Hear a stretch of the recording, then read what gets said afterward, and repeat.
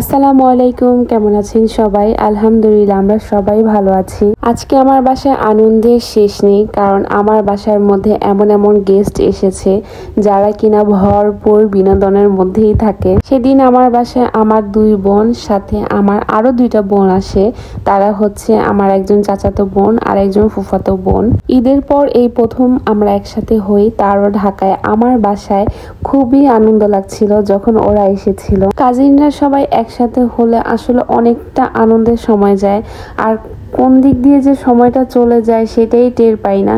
এদিকে আমরা সবাই মিলে একসাথে রান্না বান্না করেছি, একসাথে সব কিছু করেছি, খাওয়া দাওয়া একসাথে করেছি। আর আমরা এত পরিমাণ গল্প করছিলাম যে আমাদের সব কিছু টাইম খালি ওভার হয়ে যাচ্ছিল, খাবারের টাইমটা পর্যন্ত ওভার হয়ে গেছিল। আমরা যেমন খুশি ছিলাম, আমাদের সাথে আমাদের বাচ্চারাও অনেক খুশি ছিল, কারণ তারাও অনেকদিন পর একসাথে হয়েছে, যার কারণে তারা খুব এনজয় করেছে। আমার ছোট বোন আমার কাজিনদের জন্য একটা কেক বানিয়ে নিয়ে আসে।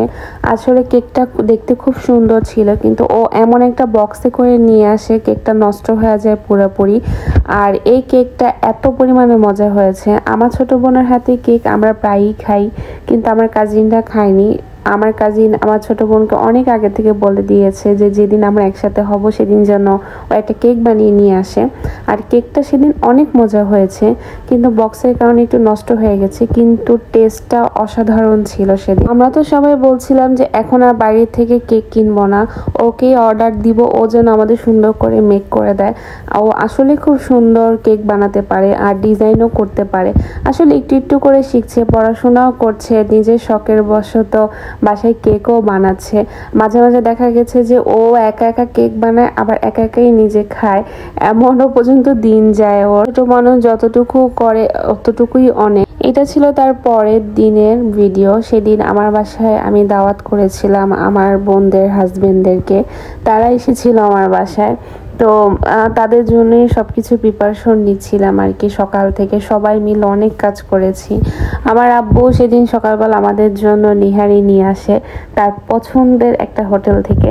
তার খুবই পছন্দ এই নিহারিটা। আব্বু সকালবেলা যখন যায় তখন সেখানে এই নিহারিটা খায়। আজকে আমাদেরকে খাওয়ালো আর কি, বললো যে দেখো কেমন লাগে।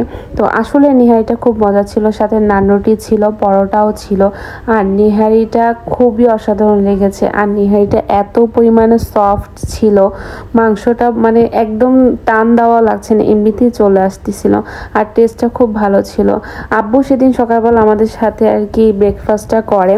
সবাই মিলে আমরা একসাথেই নিচে ফ্লোরে বসে ব্রেকফাস্ট করি। তার সাথে একটা কাঁঠাল নিয়ে আসে। কাঁঠালটা মিষ্টিও ছিল, কিন্তু কাঁঠালটা আরেকটু যদি পাকা হতো তাহলে ভালো লাগতো।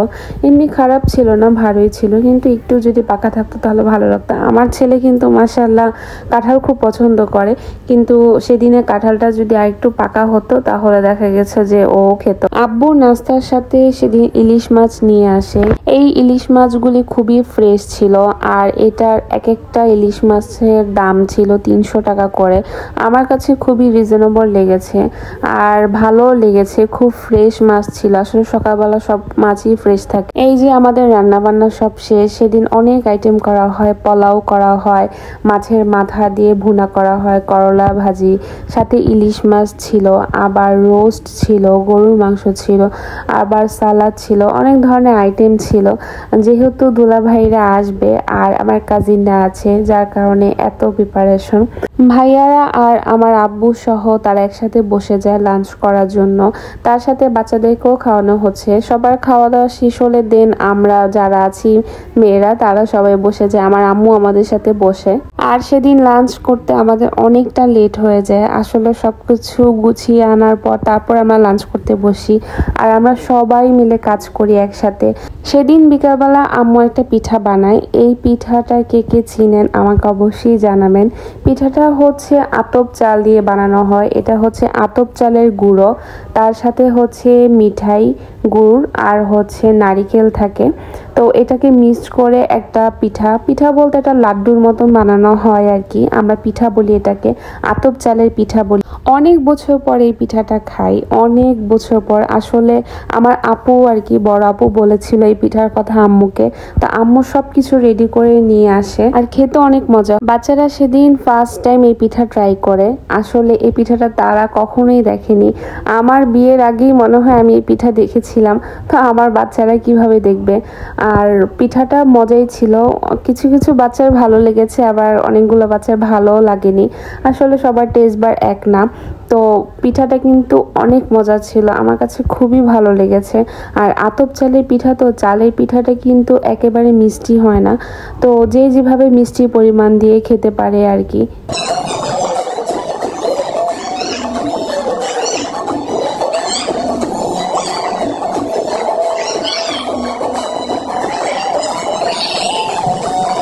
আমরা সবাই একসাথে 3-4 দিন ছিলাম। 3-4 দিন ওরা আমার বাসায় থেকেছিল আর কি। কেউ 3 দিন, কেউ 4 দিন। এই 3-4 দিন আমাদের ভরপুর আড্ডা হয়েছে, ভরপুর এনজয় করেছি আমরা। কারণ হচ্ছে অনেক দিন পর একসাথে হয়েছি, আর আরও বেশি টাইম থাকা পড়তো, কিন্তু থাকতে পারিনি। আসলে বাচ্চাদের পড়াশোনা আছে, ওদের পড়াশোনার দিকেও নজর দিতে হবে। একমাত্র ওদের পড়াশোনার জন্যই আমরা একসাথে হতে পারছিলাম না। অনেক দিন ধরে চেষ্টা করছিলাম যে একসাথে হব। বাচ্চাদের কারোর এক্সাম চলছিল, কারোর ক্লাস চলছিল, এ কারণে কেউ আমরা তেমন একটা একসাথে হতে পারিনি আর কি। আর আমি সবগুলো ভিডিও একসাথে করেছি, মানে 3-4 দিনের ভিডিও আমি একসাথে আপ করেছি, কারণ আমি ভুলে যেতাম কোনো ভিডিও করতে। ওদের সাথে থেকেছি, এত এনজয় করেছি যে আমার ভিডিওর কথা মাথায় আসেনি। যতটুকু পেরেছি আমি অতটুকুই এখানে ক্যাপচার করে রেখেছি। এদিন সন্ধ্যায় নাস্তায় বাচ্চাদের জন্য মিট বক্স আনা হয়। আসলে শুধু বাচ্চাদের জন্য না, আমরা বড়রাও খাই। তার সাথে আনা হয় হচ্ছে চটপটি। এত ঝাল করে আমি চটপটি এনেছিলাম, খুব মজা লেগেছে এই চটপটিটা। আমরা সবাই একসাথে খেয়েছি, কেউ আলাদা নিয়ে নেই, সবাই একসাথে খাবো এটাই ভেবেছিলাম আর কি। খুব মজা লেগেছে চটপটিটা। আসলে আমি ভাবিনি যে আমাদের এখানে এত মজার চটপটি বিক্রি করে। আমি আসলে ওইভাবে খাইনি কোনোদিনও, এই জন্য জানি না। আর সবাই খুব পছন্দ করেছে, মিট বক্সটাও খুব মজা লেগেছে। এই যে আমরা সবাই একসাথে মজা করে চটপটি খাচ্ছি। এই যে বাটি কাছে ওই খাইতে জানা না।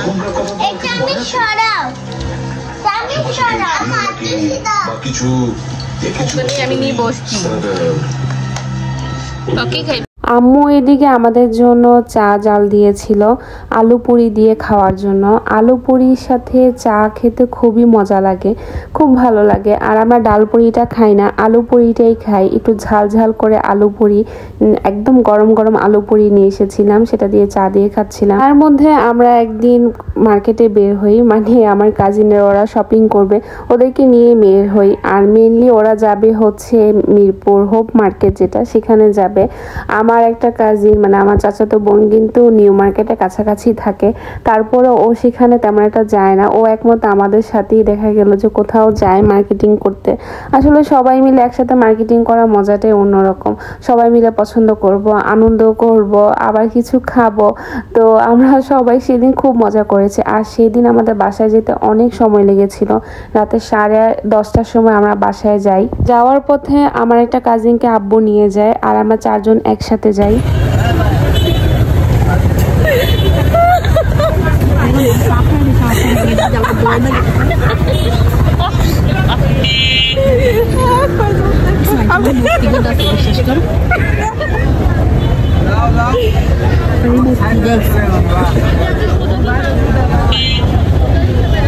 কি ঢাস আমাদের ক্যামেরা ঘুরে। আমি পানি আনছি, একটু পানিও খাই। আমার ছোট বোন এদিকে নাচানাচি করছিল, আমার আপু লুকিয়ে ভিডিও করেছে আর কি। তো ও এটা ডিলিট করার জন্য বারবার বলছে। এদিকে 2 বোন মারামারি করছে, এদিকে 2 ভাই বোন মারামারি করছে, দুইটা একসাথে মারামারি হচ্ছিল। বাচ্চারা তো খুব এনজয় করছে, ওরা লাউড দিয়ে গান ছেড়ে একদম নাচানাচি করছিল। আমরা আসলে রাতের বেলা খাওয়া দাওয়া করতাম, দেখা গেল যে 12টা-1টার দিকে, আর ঘুমাতাম হচ্ছে 3টা-4টায়। তো এখানে আমরা কিছু ভিডিও মেক করবো, যার কারণে রেডি হচ্ছিলাম সবাই মিলে।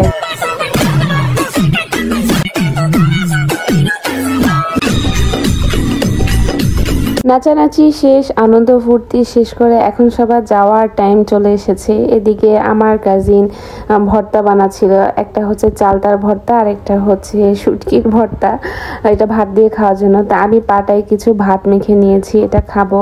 আসলে খুব মজা লেগেছিল, সবাই এতটা দিন ছিলাম, 3-4 দিন ছিলাম, কিন্তু মনে হয়েছিল যে আমরা মনে হয় কত দিন এখানে ছিলাম। আর খুব ভালো লেগেছে সবাই এখানে থাকাতে। ইনশাল্লাহ সবাই আবার একসাথে হব, আবার অনেক বেশি মজা করব। আমাদের জন্য দোয়া করবেন সবাই, আমরা কাজিনার জন্য এভাবেই সবসময় থাকতে পারি। প্রথমে আমার ছোট বোন আর আমার বড় বোন চলে যায়, এরপর আমার একটা কাজিন চলে যায় আর কি। তো খুব বেশি মন খারাপও ছিল, যার কারণে তেমন একটা ভিডিও করিনি। তো আজকে এই পর্যন্তই, আল্লাহ হাফেজ।